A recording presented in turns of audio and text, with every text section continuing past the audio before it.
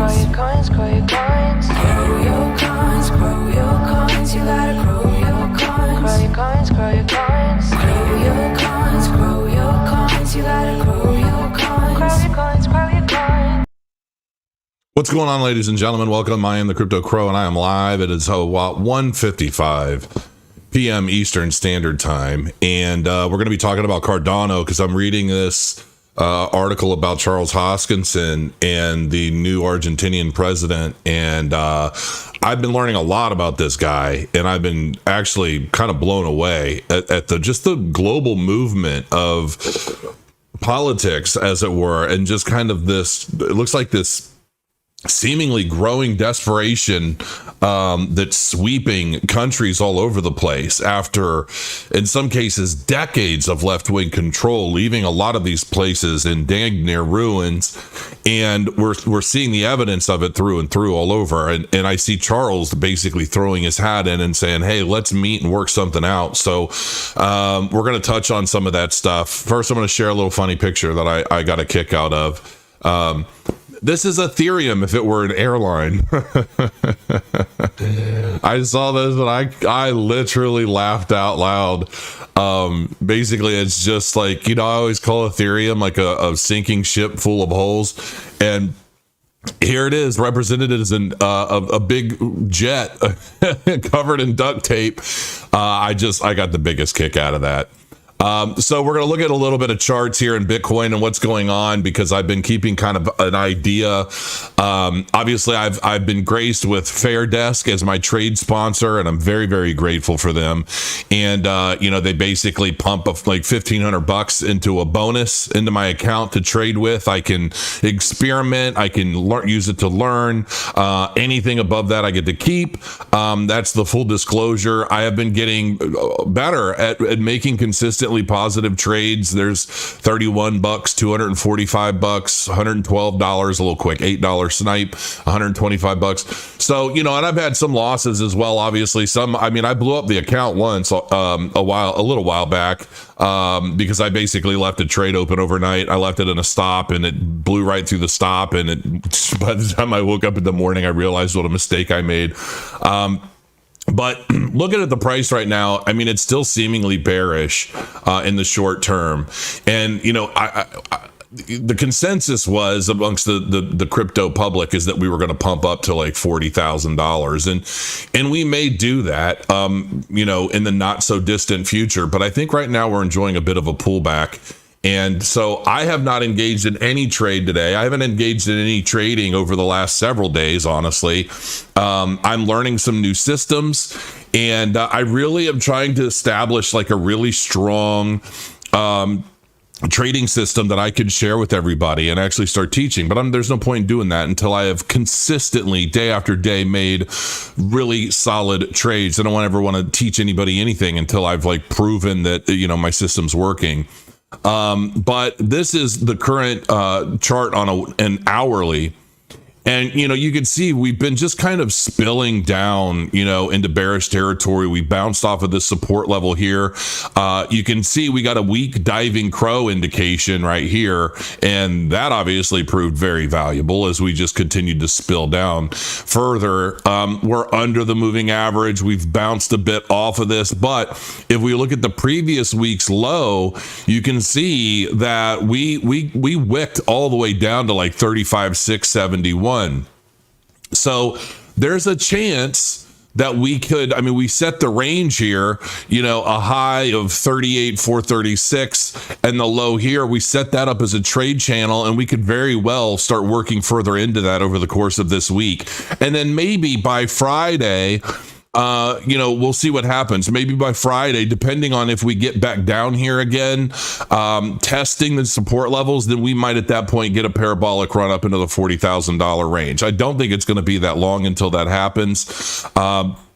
Obviously, my indicator, my indicator basically prints the support and resistance automatically, so you don't have to worry about that.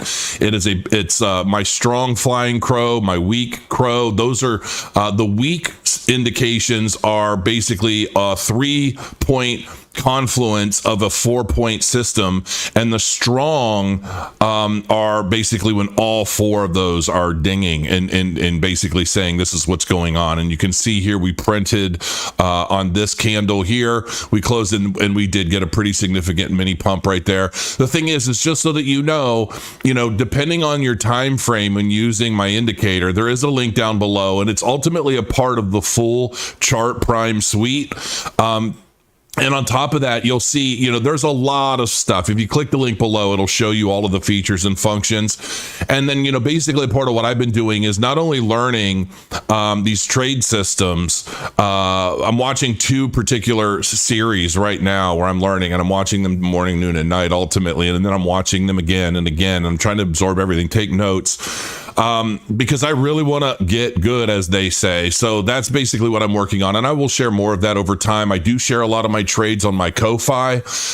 You can see it. Support me at thekofi.com/cryptocrow. If you're interested, I do post my trades as they happen, and I am going to, probably next week, I'm going to actively start. I might do some of that this week, but I'm going to start actively showing my trade setups, me taking those trades and everything, but they're not going to be live. But I am going to basically say, this is why I'm getting into this trade, what I expect to happen, and I'm going to publish them for better or worse so that we can all learn together. I would love to start an active trade group. So that being said, Cardano founder slams Ethereum's staking overhaul plans. Not long after sharing the details regarding the decentralization of Cardano's ecosystem, Charles Hoskinson, the founder of its blockchain development firm Input Output Global, has criticized Ethereum once again for their plans for their staking structure redesign, shared by the platform's co-founder Vitalik Buterin. As it happens, Hoskinson took a jab at Ethereum as he commented on a video of Buterin admitting to the overly centralized nature of the current staking on the Ethereum platform and describing plans to redesign its staking operations in an X post shared by user Stake with Pride. I love Stake with Pride. He's a trip, man. I don't. They're anonymous. I don't know he, she, they. I don't know what the deal is there, but I absolutely love the shit that he posts. They post. Sorry, I'm old, folks. I don't know. But anyway, no offense ever. But I did think this was hilarious. And you see Charles basically saying, no worries, Ethereum 3 will have it all sorted. Basically, the same kind of narrative we saw with Ethereum 2. When Ethereum 2 launches, everything's going to be fine. But obviously, that didn't seem to change very much. Stake with Pride. Vitalik wanting to redesign Ethereum staking and singing sweet things about UTXO says a lot about Cardano getting it right. Absolutely. And it's just another testament.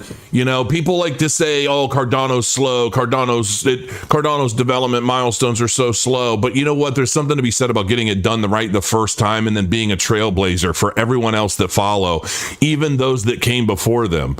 First to market is always a big benefit in the market of just about anything, right? Somebody comes out with a chocolate bar and everybody creates another chocolate bar. Well, the first one to really get that mass adoption is obviously going to have a substantial lead until somebody throws some caramel in that chocolate bar or peanuts or whatever, and we just continue making things better over time.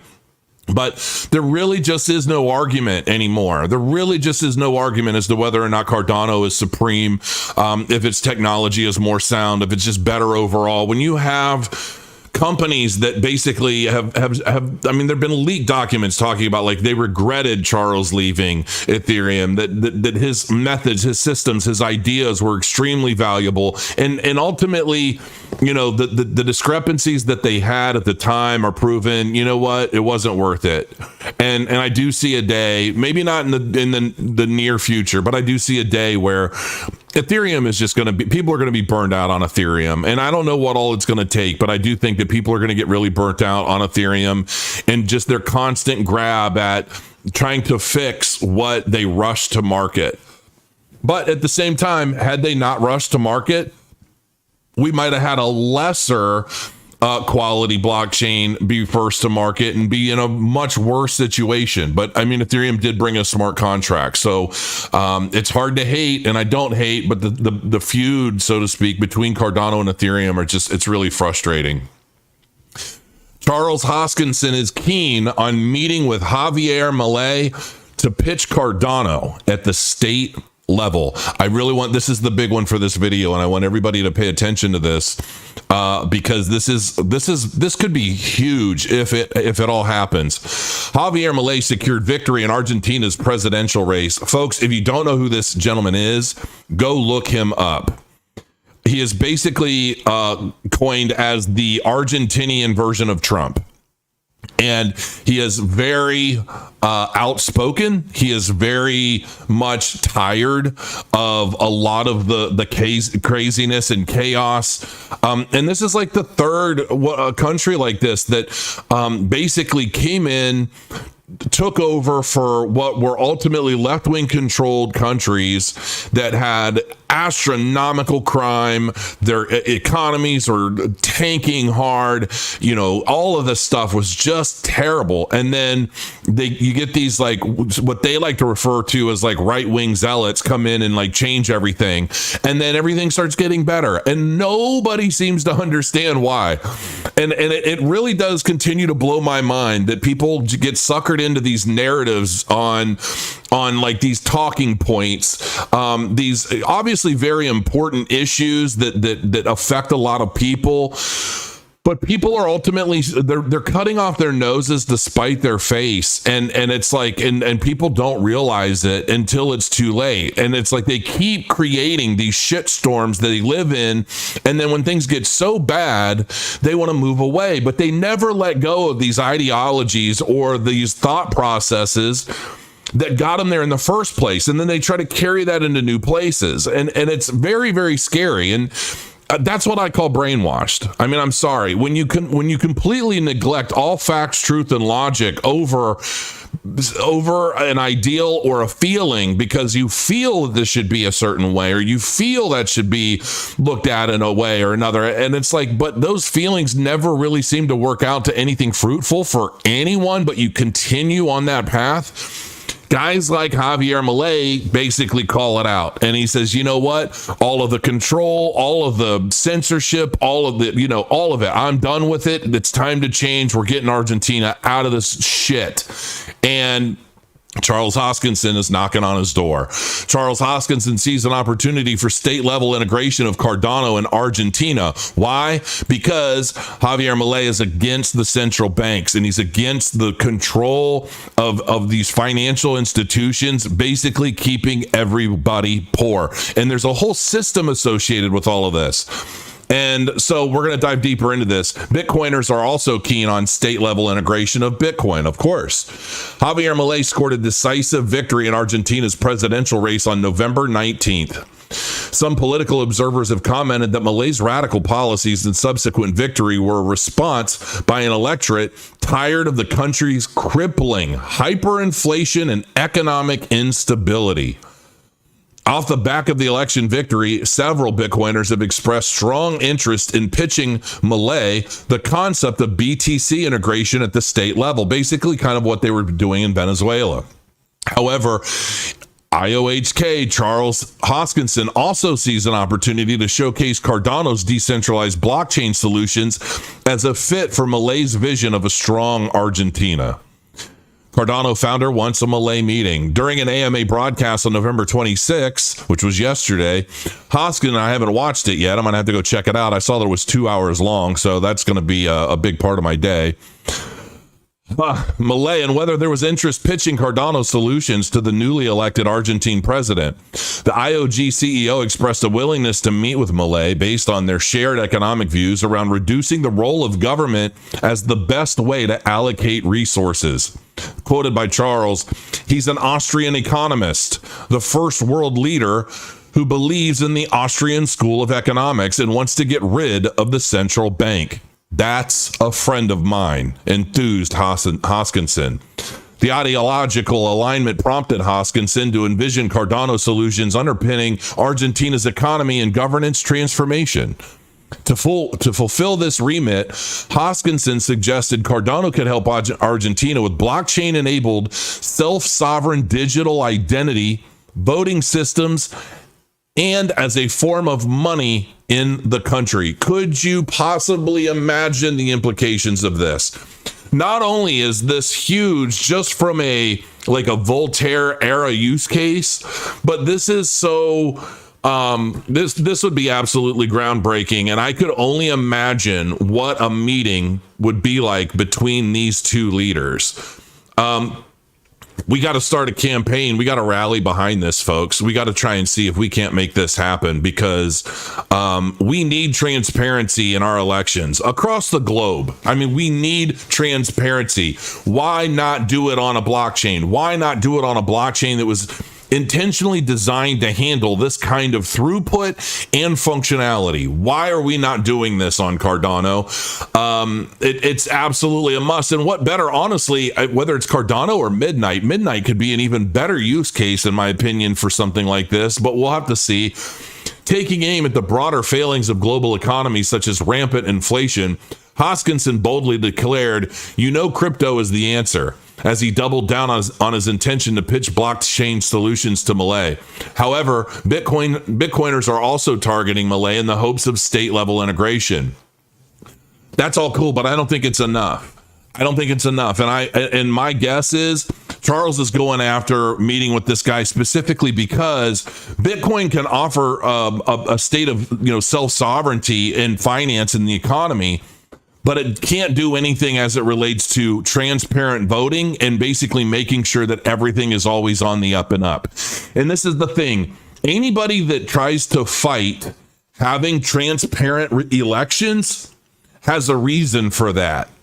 And anybody that wants to continue keeping prying eyes from viewing behind the curtain at what is or what isn't is hiding something. How we defend these actions, how we defend the people that are constantly throwing smoke in our face, hoping that we never have the power or the means to look past that screen and see the truth, how we continue pushing forward, carrying so many of these garbage narratives into the future as we're watching them affect so many people the world over, blows my ever-loving mind. It really does. There is a way that we should be able to all work more cohesively, and it doesn't matter. I really believe that we should have a more bipartisan political system instead of this constant war between two armies. Each side pushing propaganda and false narratives on their people so that we stay at odds consistently, so that if one side does this, well, our people will champion that, whether it's wrong or right, and the other side do the same. And then it just becomes a game as to who could become more morally corrupt and convince everybody that it's for their own good. And it's like this system that we have right now is so beyond broken and flawed that it truly does make me sick to my stomach to witness. And it's like conspiracy theories and all that bullshit aside, just the hard knocks of the situation, just the hard facts of what I see day to day. We're seeing so much stuff be uncovered about January 6th now. And you know what? So many people that were dialed into that and bought every part of that narrative, hook, line, and sinker, they're already over it. They don't care anymore. It's played out. They believe what they believe. You're not changing that. And on top of that, the algorithms aren't allowing any of those people to see any of the new data and the new videos and the new everything that's coming out anyway. So they're just going to be stuck in their forever echo chamber, basically thinking whatever it was they were told to think, and that's probably not going to change anytime soon. And by the time it does grab on to the world over and people realize it, we're all going to be so old, it's not going to be for shit anyway, and we're going to be so far down the terrible path that people are still not going to be woke up. So when I see people like Malay and I think of the idea of we need Charles to be able to get in and establish this framework and establish a use case for all of the systems that Cardano's been developed for. That is when I truly believe Cardano is going to shine to the maximum of its potential. And hopefully this meeting can happen. And I really believe that it's all for us Cardano folks out there to try and help facilitate some of this stuff any way we can. If you happen to live in Argentina and you have a way to, blow stuff up out there, not blow stuff up, make something known, you know what I mean? Like, I don't even know what word I always say, I'm gonna blow up. You know what I'm saying? I don't mean blow up in that sense. I mean, basically take this story and make it known as far and wide as possible is what I'm trying to say. I'm trying to like trigger an algorithm against myself, and I'm not even saying what I would think I'm saying. So you have to be real careful. But anyway, yes, I did, Jeff. Cote, is it Cote or Cote? But anyway, yeah, I mean, I see all this stuff and I'm just like, man, you know, there's so many narratives out there, and the majority of them are complete garbage, and we really need to take a stand against that. Also, taking a quick look at what's going on in Cardano. Based on on-chain data, Cardano is trading at a major demand zone between 37 and 38 cents, where 166,470 wallets purchased 4.8 billion ADA. Okay. So there's definitely been a steady influx in Cardano as well as Ethereum. And I'll tell you right now, man, I think a lot of the pricing of Solana has been rising because if you look at the numbers and you look at the graphs, there's been some significant inflow in Solana. I don't know what these people know that the rest of the world don't, or who these people are buying into it. It could be 5 wallets buying up a bulk. It could be, you know, a whole bunch of people just trying to get in because their favorite YouTubers telling them, I've got bags, I want them to get higher, so you should go buy it and make it higher so I can sell. But yeah, it's a very interesting thing. I see another super chat in there. Let's see what's being said. We'll go ahead and... How did my lighting change from one screen to the next? That's really weird. Interesting. All right, let's take a quick look at chat before we make this video too astronomically long. I just really wanted to cover that Malay story today, and I didn't want to wait until 3 o'clock. Lee Qualify. Hey, Crow Bro. Since my last super chat to you on Jesus Coin, it has risen past its all-time high and is now in price discovery. Just saying. God bless. Okay. Why do I feel like I just talked to somebody about that? I can't remember. I think for somebody else, I think was talking to me about that token, and I can't remember. I'll look it up and check it out at some point. I only believe the news when it tells me something I agree with. That's kind of funny. That's basically what everybody does, isn't it? That's why we've got such a total divide. You know, if somebody says anything they don't agree with, it doesn't matter if it's a fact or not. They don't buy into it. They just get hateful. Hit the likes, of course. Hit the likes and make sure you're subscribed to this channel. I really appreciate it. My goal is 200,000. I really want to see 200,000 subscribers to this channel by the halving, because I know that's how we're going to help the most people and really get the word out on really cool things that are coming. We are getting ready to launch Eternalized. We've noticed there are so many people trying to like sign up to Eternalized right now. It is not launched yet. We're finalizing an enterprise level agreement, and then we're going to spend about 3 days hard testing with all of the influencers that have agreed to be part of the launch. And then we're going to launch it. All the influencers, you're going to be able to click a link for your favorite influencer. They're going to benefit. There's Lee with his donation. I didn't even know that chat trigger worked, so that's cool. Crow, have you looked at Liquid Finance, highest TVL lending protocol on Cardano, a hidden gem? Well, I have not. I've seen it in the past, but I haven't looked at it recently. I do appreciate the tip there. Craig Wright is by far the greatest genius of our time and the inventor of Bitcoin. It's obvious that Craig Wright was a part of it somehow, some way. And it's obvious that Craig Wright had access to keys and things that like only the development group, the original group, had. Did he develop it? Is he like the big cheese? I don't know. But I definitely know he's extremely litigious against anybody that tries to say anything against his own personal narrative. So I just leave it alone. Hey, Crow, I swear when I make my first 100K, I'm buying you all-inclusive holiday. To where, Argentina? I need to find out where you got that big-ass chain, because my gaming chairs get uncomfortable. Yeah, I've had a lot of people comment on this chair. This chair is ginormous. It's almost as wide as my entire desk, and I did not expect it to be this big when I bought it. So it's actually, but I sit Indian style a lot. So I'm so big that, you know, I sit up and I'm Indian style right now, and me sitting Indian style doesn't even cover the width of this chair. So I burn through chairs. I can't sit in gaming chairs for hours on end when I'm researching, reading, working. I need something really comfortable. So basically I have to buy a giant recliner. I think this reclines. I don't even remember if this reclines or not. I never use it for that. But anyway, yeah.